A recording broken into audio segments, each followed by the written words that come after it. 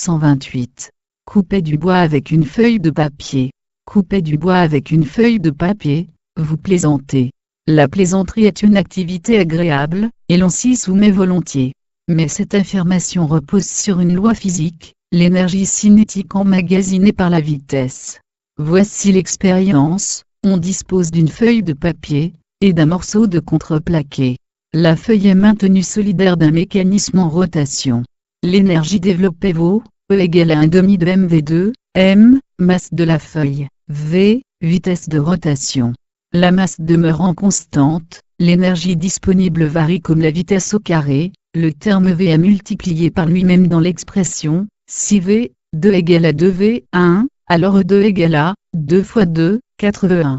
On approche le morceau de contreplaqué de la feuille en rotation, à partir d'une valeur suffisante de v, le bois sera découpé. Le mental peut être comparé à la feuille de papier.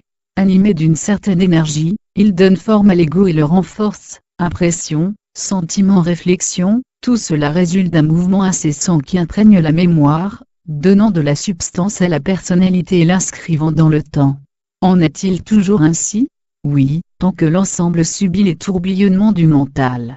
Mais il est possible de s'y soustraire, retrouvant l'immobilité primaire par l'attention.